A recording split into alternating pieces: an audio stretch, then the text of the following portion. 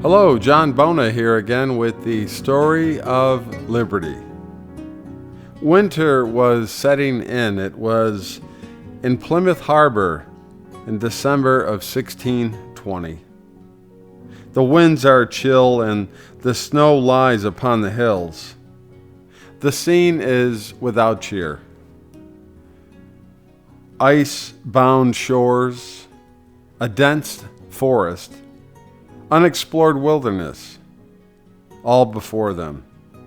Savages lurking beneath the pines. No homes, no welcome warm fireplace. Sickness and starvation. That's what the Pilgrims were facing. On Sunday, the elder Brewster preaches to them on shipboard for the last time. On Monday, they examine once more the ground which they propose to rear their houses. And on Tuesday, after asking God to direct them in all they are about to do, they take a vote as to where they will build their houses. It is the first town meeting in the New World, in America, and the majority decide. This new state, the new order of things, has begun. That which the human race has struggled for through all the ages has come at last. The right of the people to rule. This is what we call self-government. Self-government has begun. The Mayflower is riding at anchor. Long boats filled with men and women glide over the waves to the shore. They step from the boat to a rock. The new country is in possession of its future domain. It's January 1st, 1621, and they begin to build their houses of logs. They cover them with thatch because they're unaware of the pines that can be used into shingles. On Sunday, January 14th, they escape a terrible disaster. The thatch on the common house takes fire, but they work hard and put the fire out. A couple weeks later, on the 29th of January, a great grief comes to the captain, Captain Standish. His beautiful wife, Rose, has been fading day by day. The hardships of the new world have wore her down.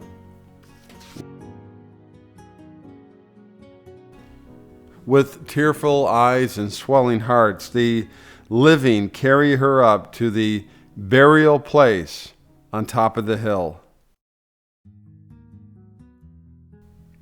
For days, the pilgrims see Indians lurking behind the pines. But now the spring arrives. The flowers are blossoming and the air is filled with fragrance. They go on with their work, and now William Brewster preaches in the common house where their goods are piled. There's no authority, no bishop to license him to preach. He has assumed the right to use his gift that he is endowed with.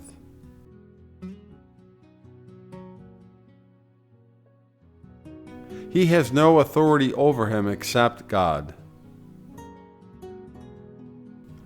The members of the church, they decide all questions that arise. William is their bishop, in fact, and he counts the votes one by one. Theirs is a self-governing state and a self-governing church under God. Men are equals. There comes another sad day. Through the winter, the Mayflower has been swinging at her anchor in the harbor, and now she is about to depart for England. The last words are spoken, the sails are spread, and the ship sails away. They who stand on the shore see it fade into the dim distance. The last tie that bound them to their old home is now severed. Such heroic souls they are. They're not afraid of destiny, no matter what it may bring. Prosperity or privation, success or failure, life or death. Death takes them one by one, and on the very day the Mayflower sails, their beloved governor, Carver, is seized with a sudden sickness, which ends in death. It's a stroke, and he was a wise and prudent and good man with a brave heart. Now, though the governor is dead, the people live on. The people are the only legitimate source of power. The people that are now left elect his successor, William Bradford. He was the one who was baptized in the little old stone church in Austerfield. The new self-governed state cannot die. A new truth dawns upon the world. As long as there is an individual, there will be a self-governing state. At last, after ages of persecution and suffering, liberty has found her home. The seed of a great empire has now been planted, an empire in which the lowest shall be equal to the highest, where he alone shall be king who does kingly deeds.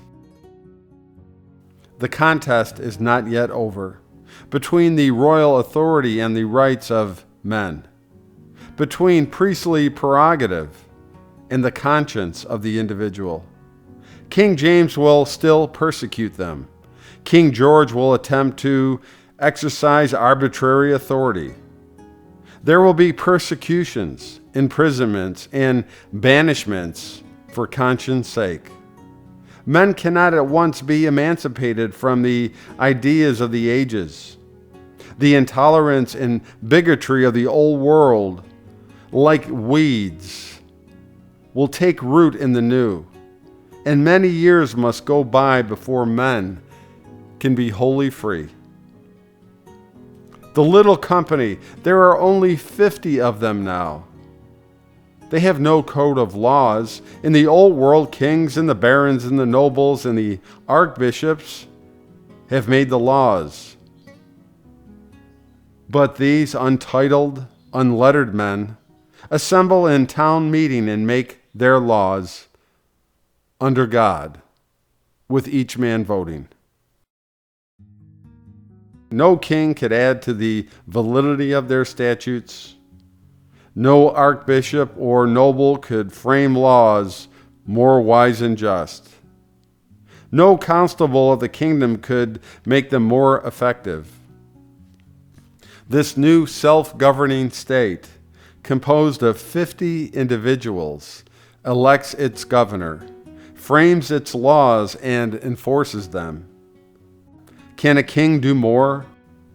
So the subject becomes king. Ruling himself is his own God-given right. Liberty has found her new home.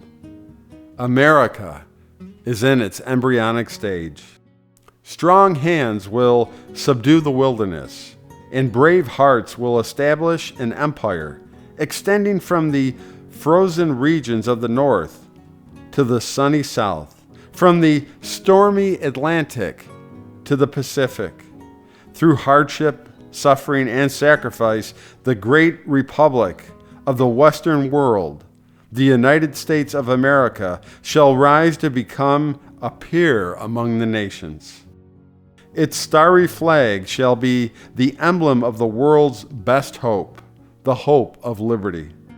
For to it the oppressed of all the earth shall turn with longing eyes, and beneath it there shall be a peace and plenty, and the recognition that the rights of man come from Almighty God Himself.